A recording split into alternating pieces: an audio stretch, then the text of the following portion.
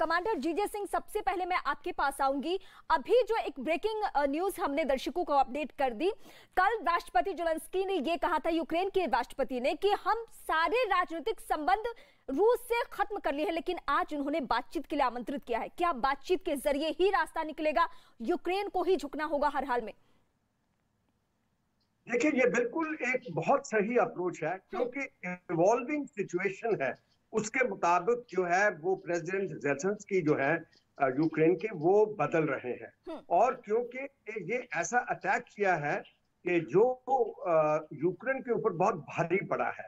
मगर मैं ये चीज कहना चाहता हूं कि जैसे आप बता रही थी कि हजारों की संख्या के अंदर उनके लोगों को असॉल्ट राइफल दे दी हैं, जो यूक्रेन है वो भी पूरी तरह तैयारी पे है।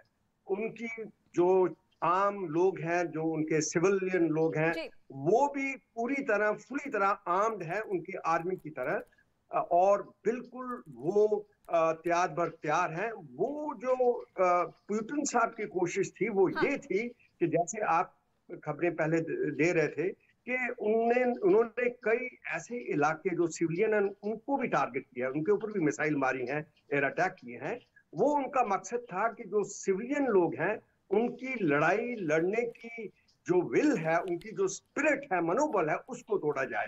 मगर ये लोग जो यूक्रेन, ये अफगानों की तरह या दूसरे अरब लोगों की तरह नहीं, ये तो इजरायली की तरह है, जो कि उनकी सारी की सारी जनता, जो आम आदमी होता है, वो भी अपनी आर्मी के साथ हथियार लेके खड़ा हो जाता है, क्योंकि उनको काफी देर से ये लोग ट्रेनिंग देते रहे हैं।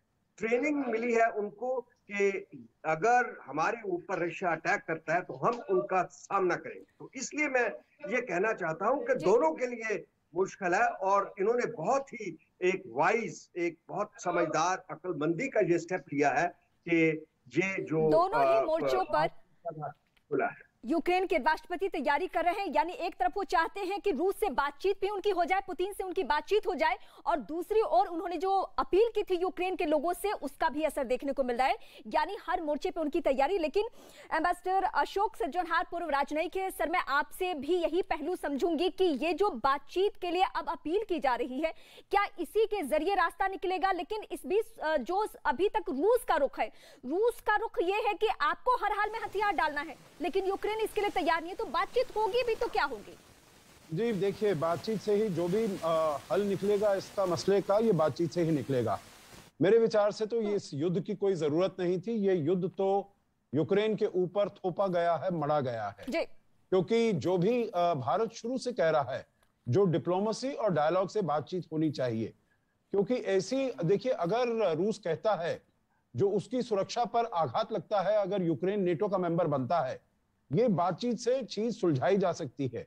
अभी आपने देखा है, जो पिछले 14 साल से यूक्रेन ने अपना इंटरेस्ट जाहिर किया था, जो वो नेटो का मेंबर बनना चाहता है, परंतु अभी तक नहीं बना है।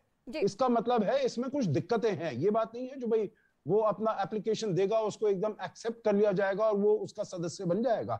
तो इसीलिए मेरे विचार से तो ये रूस ने पूरी दुनिया को ये बताने के लिए, जो मैं फिर से एक बहुत ही महाशक्ति बन के उभर आया हूं, तो ये जो लड़ाई है मेरे विचार से टोटल अननेसेसरी लड़ाई है, बिल्कुल अनावश्यक लड़ाई है। और इसका केवल एक ही अर्थ है, जो हम देख रहे हैं, जो यूक्रेन में आपने भी बताया है कितनी भयावह वहां पर तस्वीरें हैं, कैसे वहां पर नष्ट हुआ है, कैसे लोगों की जानें गई हैं।